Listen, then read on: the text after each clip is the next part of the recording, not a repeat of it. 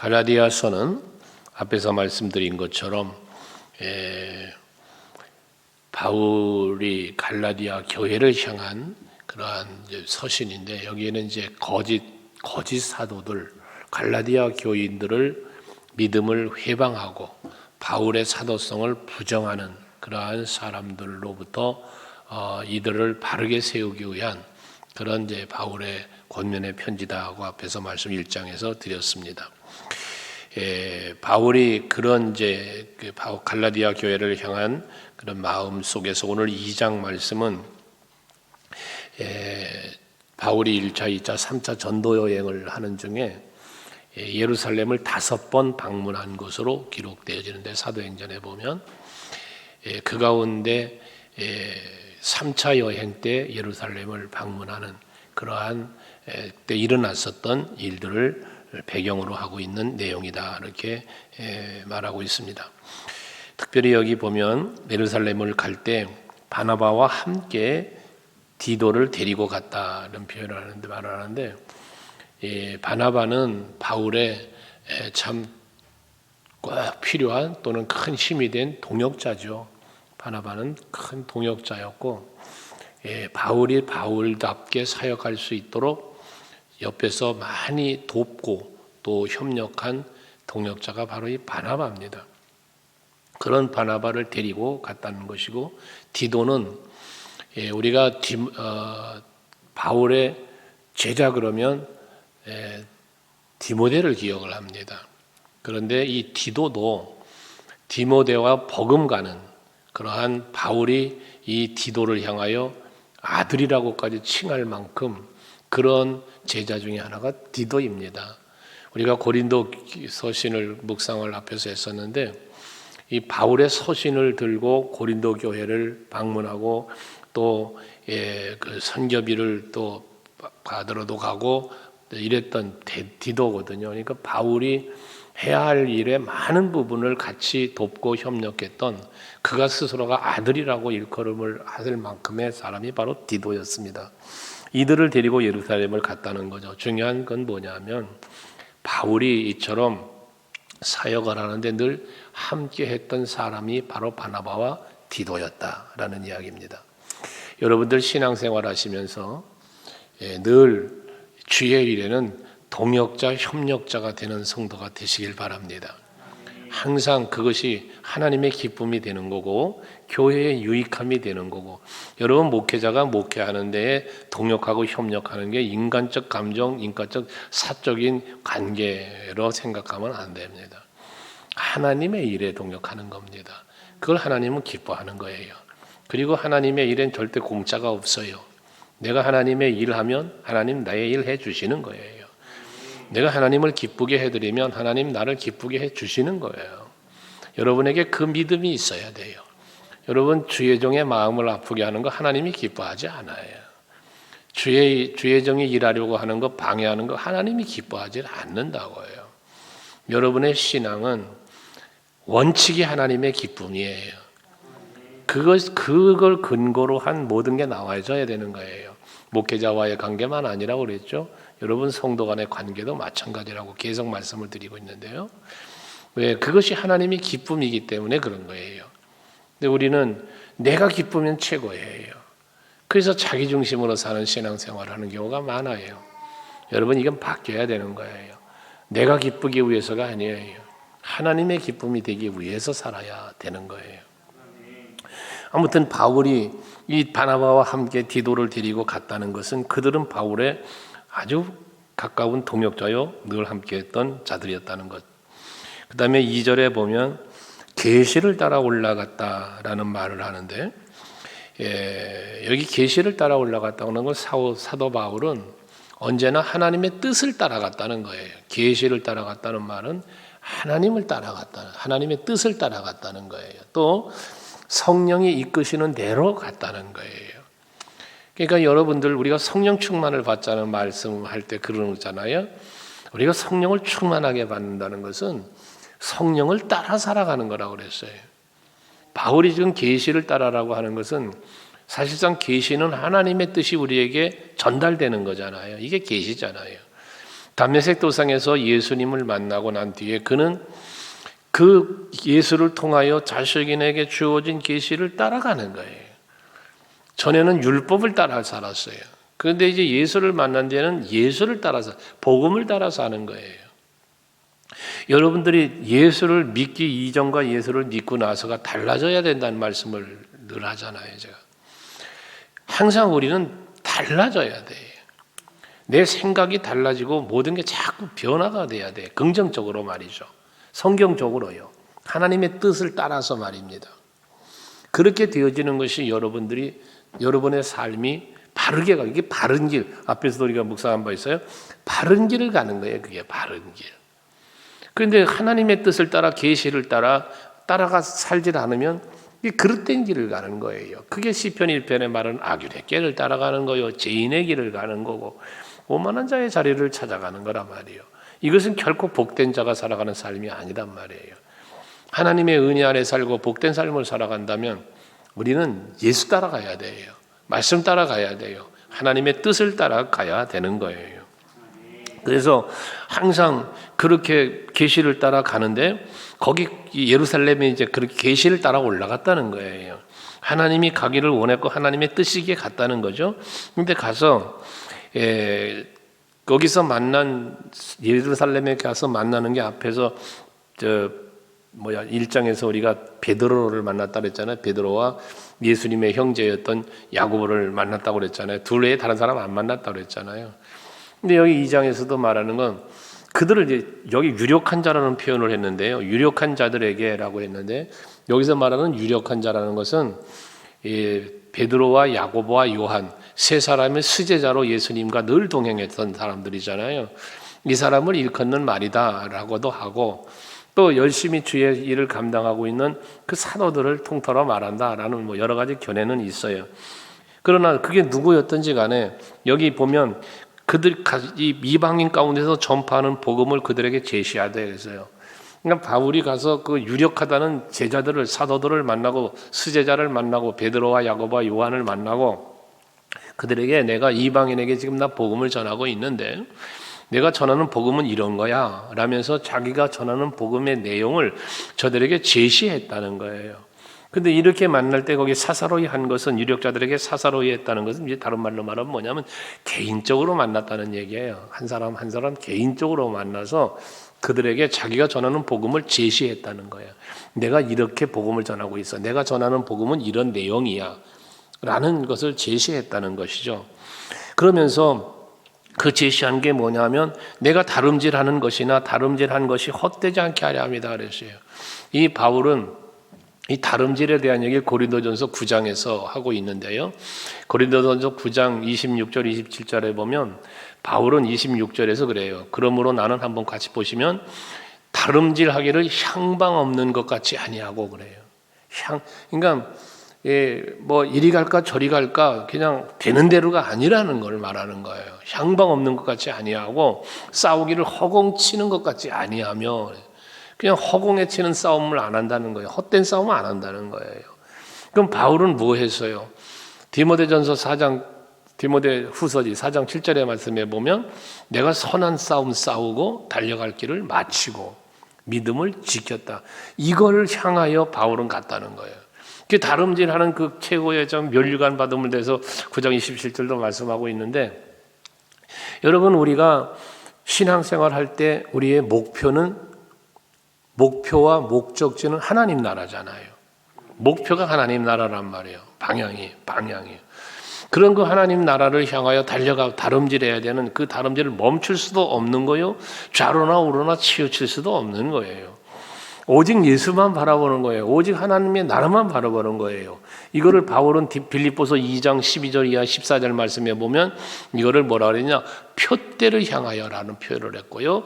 그 표대를 향하여 나아감에 있어서 13절 한번 띄워봐요. 13절 보면 너희 안에 행하시는 이는 하나님이시니 자기의 기쁘신 뜻을 위하여 너희에게 소원을 이거 뭐야 빌립보서 하나님은 우리 안에 그 기뻐하시는 뜻을 소원으로 주신다는 거예요, 여러분.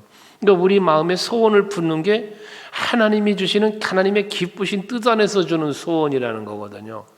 근데 소원만 주시는 게 아니라 그 소원을 두시면서 행하게 하신다는 거예요.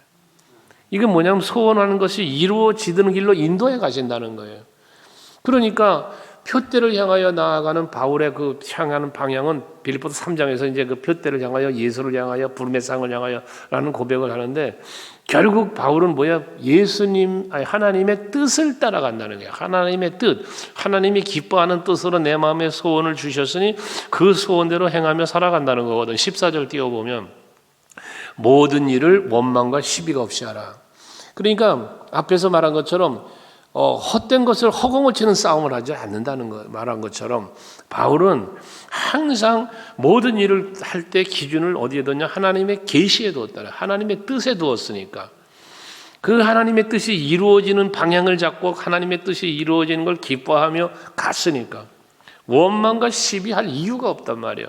그러니까 예루살렘에 가서 사도들을 만나는데 사도들은 지금 뭐 하는 거예요? 그 예루살렘에서 유대인들의 개종되어지는 유대인들에게 복음을 예수를 전하는 거고 바울은 이방인들에게 전한단 말이에요.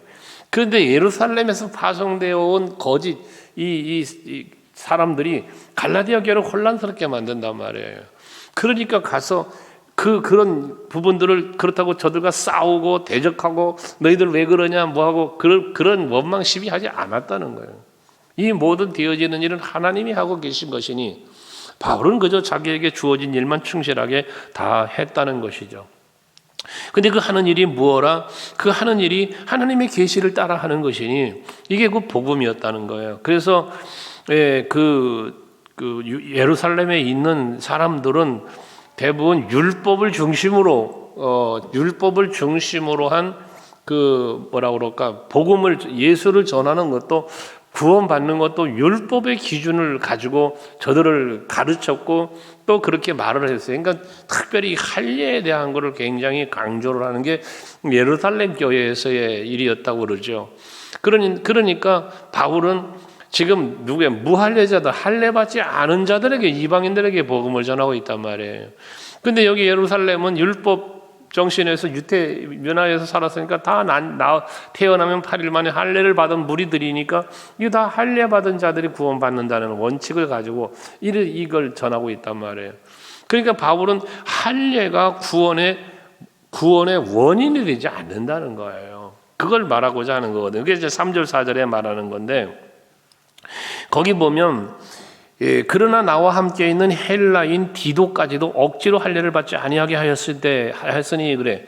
그러니까 지금 바나바와 디도가 동역자라고 그랬잖아요. 그럼에도 불구하고 디도 너 구원받은 자로서 삶을 살아갈래 할례 받아야 돼라고 말하며 강제적 할례를 행하지 않았다는 거예요. 왜? 할례가 구원의 원인이 아니기 때문에. 우리가 구원을 받는 구원의 원인은 어디 있냐? 예수 십자가의 은혜에 있단 말이에요. 그러니까 할례를 받았느냐 받지 않았느냐가 구원받았냐 구원받지 않았느냐에 해당된다는 것이거든요. 그거를 지금 바울이 말하는 거예요. 그래서 이렇게 구원은 율법의 행위로가 말미암지 않고 오직 예수의 십자가의 은혜로 제사함 받음으로 이루어진다는 사실을 바울은 이제 가르치고 있는 건데 왜 이걸 그렇게 강조하면 할례를 강조하지 않고 복음을 제시하고 가느냐? 4절에 그렇게 말했어요. 이는 가만히 들어온 거짓 형제들 때문이다. 가만히 들어온 거짓 형제들. 여기 형제라는 말을 썼어요, 바울이. 그럼 여기서 말하는 이 형제인데 거짓 형제라는 거야. 그럼 이 형제라는 말은 뭐냐면 바로 유대교회에서 바울도 유대교인이었으니까 율법주의자였으니까 그때 함께 했던 사람들. 근데 이들도 그렇다고 예수를 안 믿은 게 아니에요. 예수를 믿어. 그래서 예수를 전하는 무리 속에 있는데 근데 이들이 거짓되다는 말은 뭐냐면은 그들이 가만히 들어온 거짓 형제라고 그랬는데 가만히 들어온 것은 그리스도 예수 안에서 우리가 가진 자유를 엿보고 우리를 종으로 삼고자 함이로되 라고 말을 해요. 그러니까 이들은 와서 뭘 했냐면 바울이 말하죠. 그리스도 예수 안에서 우리가 가진 자유를 엿보고 그래. 그러니까 바울은 지금 뭘 갖고 있느냐? 그리스도 예수로 말미암는 자유를 누리고 있단 말이에요. 이게 복음으로 말미암는 자유예요. 구원의 기쁨이라고도 표현할 수 있는 거예요. 근데 이것을 뭐 한다? 엿보고 그리고는 우리를 종 삼고자 한다 그랬어요. 여기서 종 삼는다는 건 뭐냐면 우리는 예수로 말미암아 자유 얻고 구원받았는데 이들은 와서 뭐 하냐? 이 율법 정신과 할례와 율법들을 가지고 요걸 행해야 구원받는다는 행위 구원을 와서 자꾸 이야기를 하고 있다는 것이거든요. 그런데 우리의 죄사함과 자유는 예수 십자가로 이루어졌지 우리가 율법을 지켜서 이루어진 게 아니단 말이에요. 우리 구원은 행위로 이루어진 게 아니란 말이거든요. 우리의 구원은 전적인 하나님의 은혜이죠. 그러니까 이와 같은 사실이 이게 복음이지 않습니까? 만약에 율법을 행위로 한다면 구원받을 자가 어디 있겠습니까? 여러분들도 마찬가지잖아요. 하나님의 말씀인데 율법으로 말한다면 하나님 말씀인데 여러분 성경대로 사시나요? 만약에 성경대로 산다면 그래야 구원받는다면 과연 구원받을 자가 얼마나 있을까요? 우리는 그러질 못하단 말이에요. 그래서 그러기 때문에 예수께서 오신 거고 그래서 예수님이 십자가에 죽으신 거잖아요. 불완전한 우리의 모습 또 연약한 우리의 모습 그것 때문에 우리의 죄를 담당하시려고 예수님이 이 땅에 오셨고 십자가 지셨단 말이에요. 그러면 우리가 그리스도 안에서 자유를 누린다면 율법에 매인 게 아니란 말이에요. 그렇다고 율법을 지키지 말아라는 얘기는 아니죠. 우리의 구원의 방편이 율법의 행위에 있지 않다는 걸 말하는 거예요. 이해가 되시는 거죠? 율법을 안 지켜도 된다를 말하고자 함이 아니고 구원의 본질은 율법을 지켜 행함에 있지 않고 하나님의 전적인 은혜와 사랑에 있다는 것을 바울은 강조했다 그 말이에요. 그러니까 이 거짓 형제들이 가만히 들어왔다고 그랬는데 사도행전 15장 1절 말씀에 보면 그들을 누구라고 말했냐면 사도행전 15장 1절 한번 띄워줘 볼래요? 거기 보면 그랬어요. 어떤 사람들이 유대로부터 내려와서 어떤 사람들이 내려왔는데 유대로부터 내려왔다는 거예요. 형제들을 가르치되 너희가 모세의 법대로 할례를 받지 아니하면 능히 구원을 받지 못하리라 하니 그래.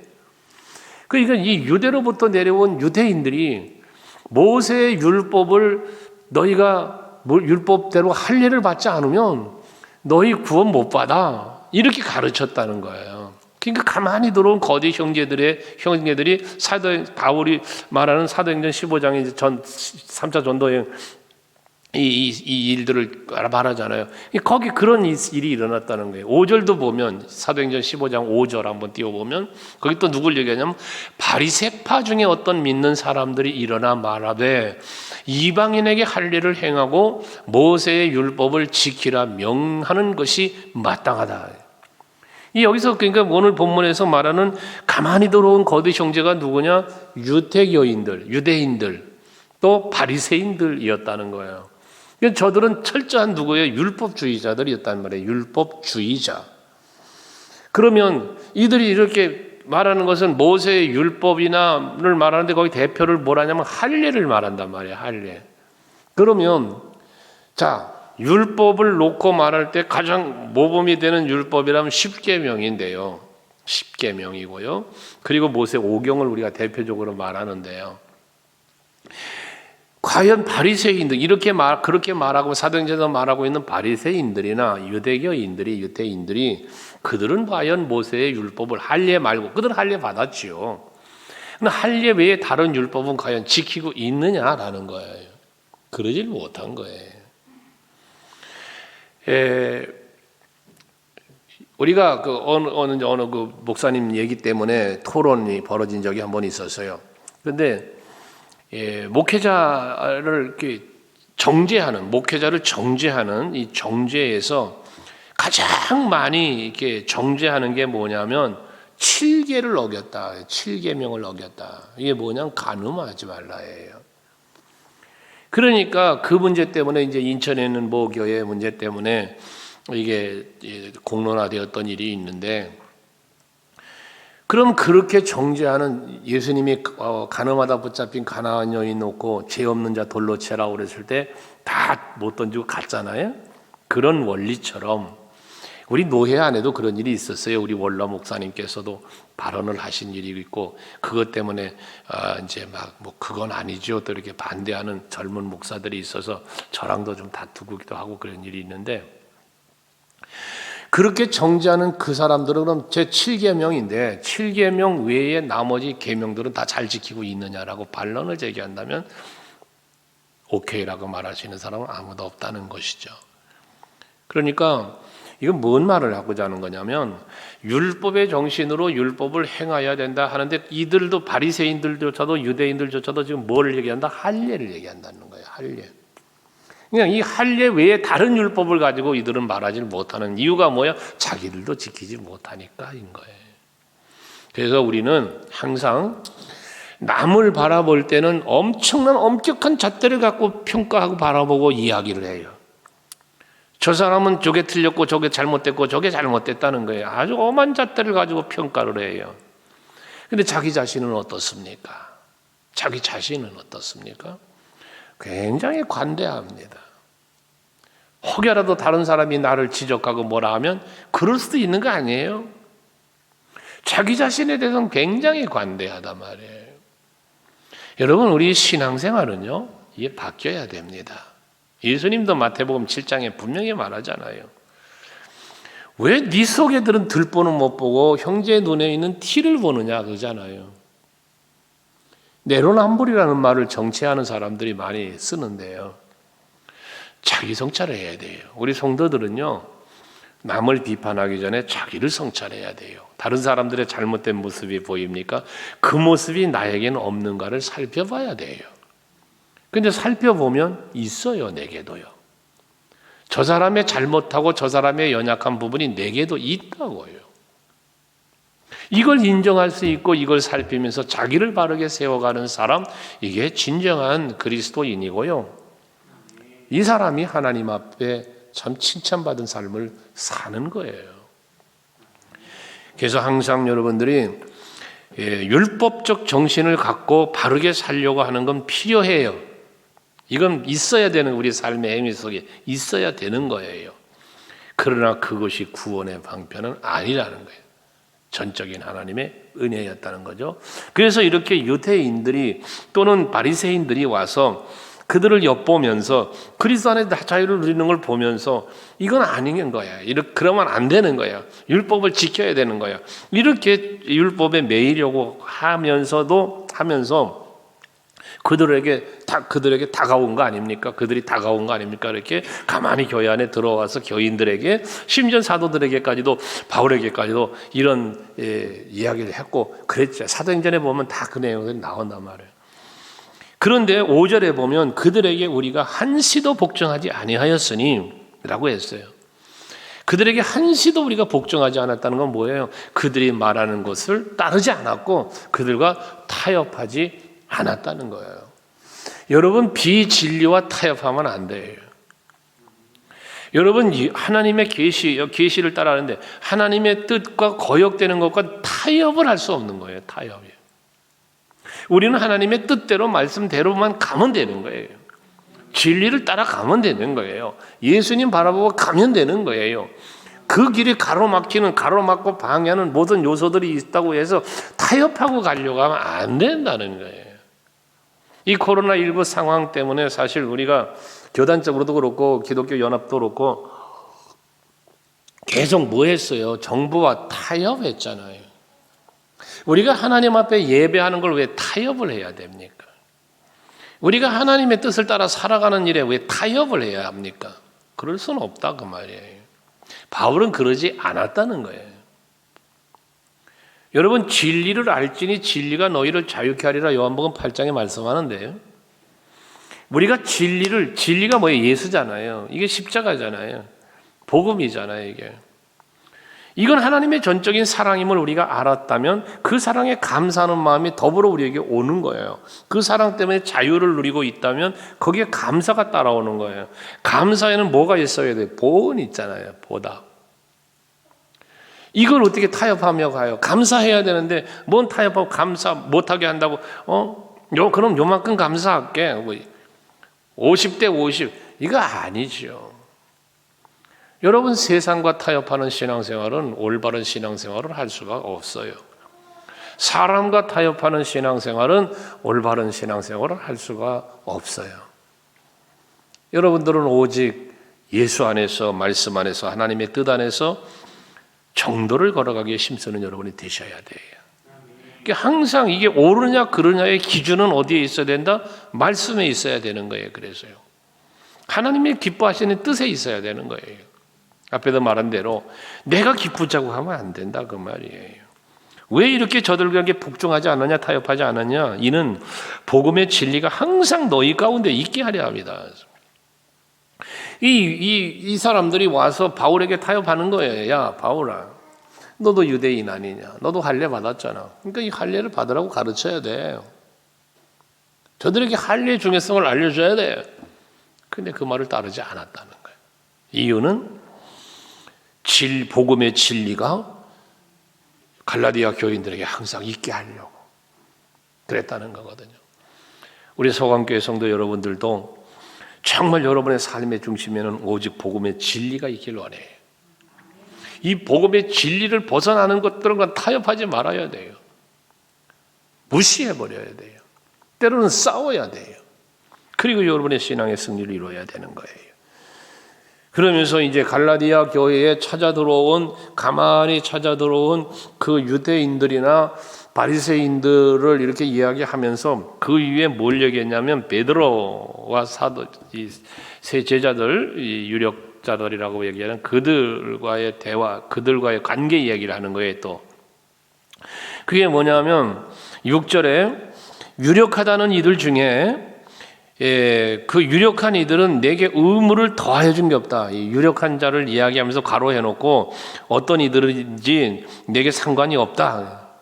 그 사람들이 누구였던, 게바였던, 야고보였던, 요한이었던, 다른 사도리였던, 유대인이든 나와 상관없어 하면서 하나님은 사람을 외모로 취하지 아니해 라는 말하는 거예요. 이게 바울에 대한 약점을 얘기했잖아요. 바울이 외모적으로나 또 이 언변으로나 이게 뛰어나지 않았다고 그랬잖아요.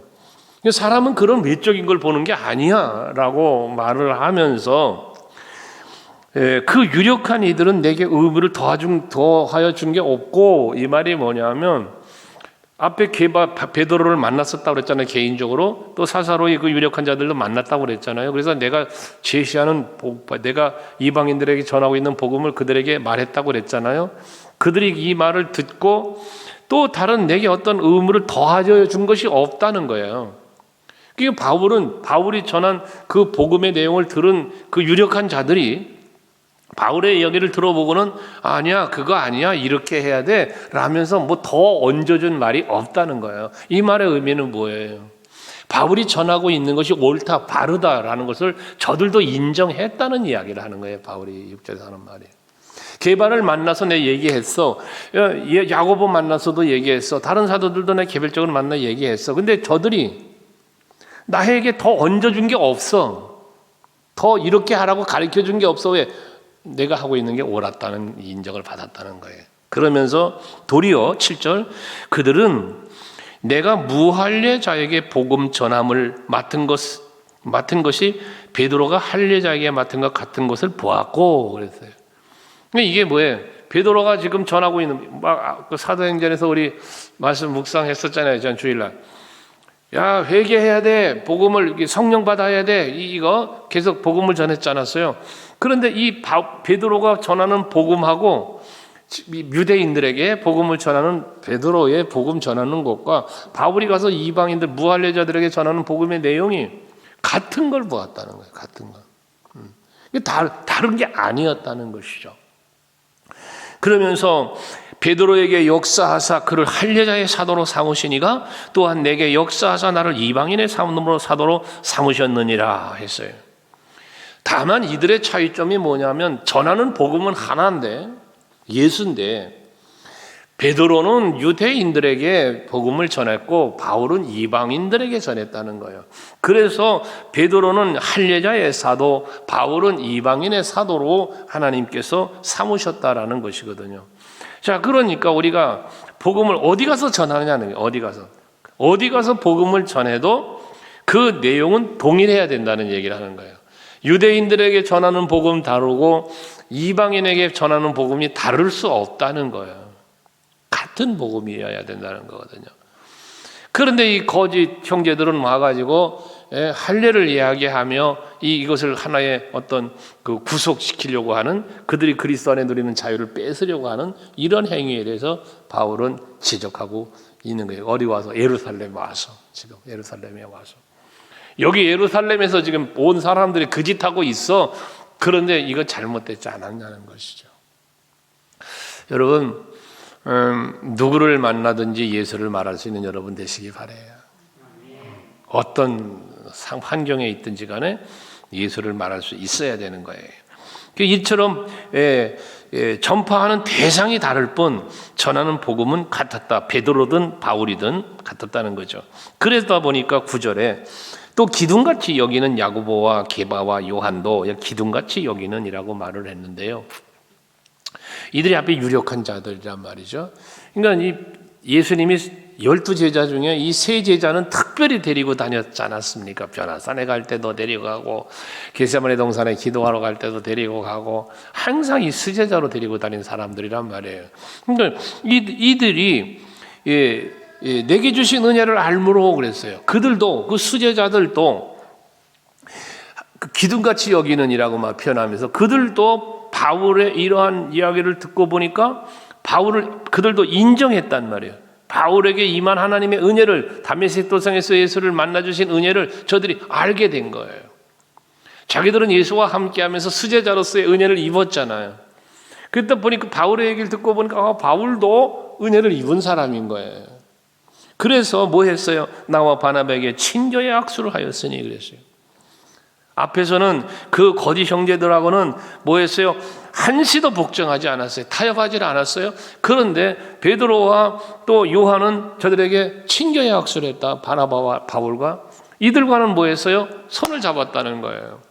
이건 타협이 아니라 진리 안에 하나가 된 거예요. 복음 안에 하나가 되었다는 이야기예요.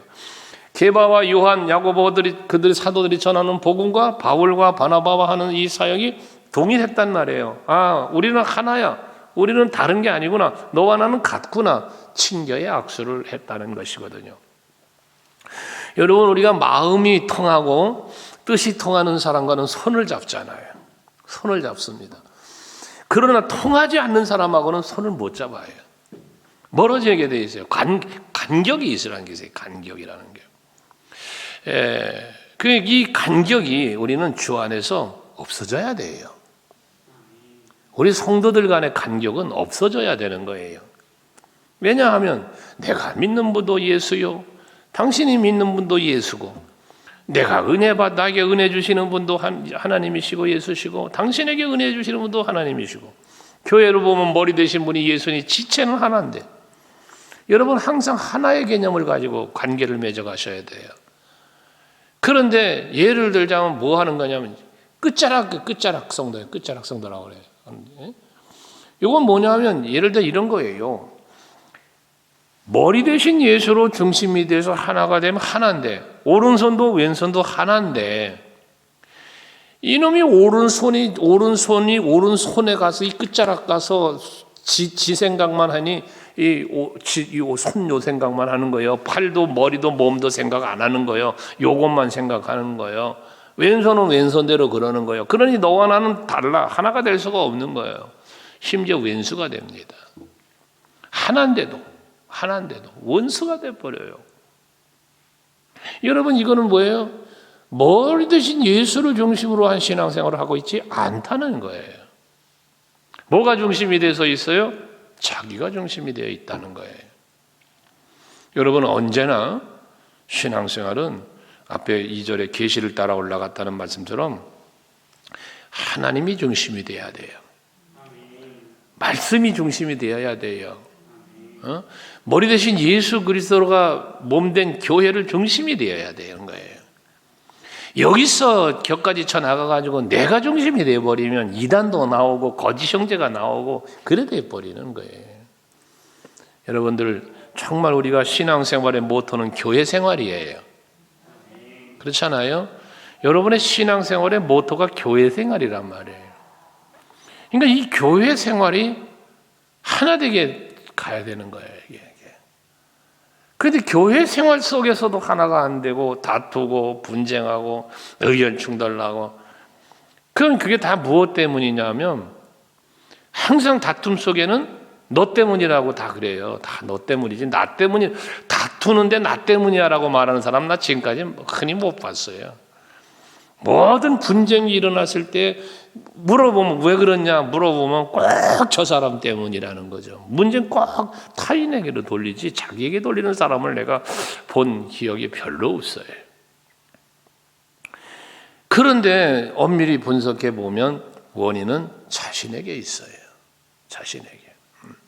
그래서 오늘 여기 베드로와 야고보, 요한이 바울과 바나바와 친교의 악수를 했다는 것처럼 여러분들 교회 안에서 이 친교의 악수가 이루어지는 그런 여러분 되시길 바라요. 각 기관에서도 구역에서도 성도와 성도 간에 누구와의 관계든지 간에 그냥 형식적으로 손잡고 악수하고 이러는 거 아니라 영적으로, 마음적으로, 예수 안에서 이런 친교의 악수가 이루어지는 여러분들이 되시단 말이에요. 너무 자기를 드러내면 곤란한 거예요. 이렇게 친교의 악수를 해서 우리는 이방인에게로 그들은 할례자에게로 가게 하려 합니다.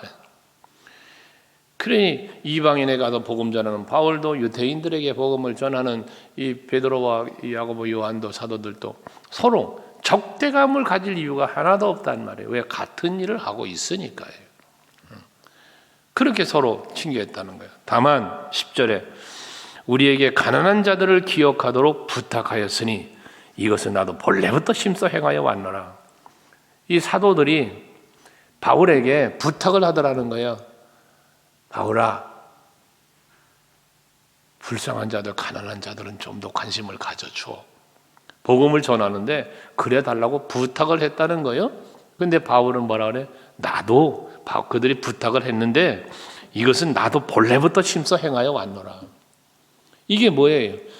그리스도의 그 복음의 진리 안에 들어온 사람은 가난한 자, 약한 자들을 살피고 도와주는 삶을 산다는 이야기예요. 소외된 자들을요. 그러니까 교회 안에서도 우리 성도 여러분들이 우리 장로님들도 권사님들도 이렇게 보면 좀 힘없고 좀 어려운 소외된 분들을 살펴보고 또 이러는 모습들을 이렇게 보여주는데 우리가 더 관심 갖고 더 살피고 손 내밀어 줄 수 있는, 그래서 격려해주고 이끌어 줄 수 있는 그런 우리들이 되자는 거예요. 그래서 금년 한 해 아무튼 정말 그런 관계, 친교의 악수가 우리 서로 간에 이루어지면서 모든 관계 회복이 이루어지는, 그리고 진리 안에서 하나님과의 관계 속에서도 관계가 회복이 되어지는 이런 우리 모두가 되어질 수 있기를 바랍니다. 우리 교회 안에는 가만히 들어온 거짓 형제들이 없기를 바라고요. 하나님의 이 일을 방해하고 대적하는 무리는 없어야죠. 혹여나 있을지라도 여러분들은 진리 안에서 타협하지 말고 하나님의 기쁨이 되는 삶으로 나아가기 위해 힘쓰시는, 그리고 헌신하는 여러분 모두 될 수 있기를 바랍니다.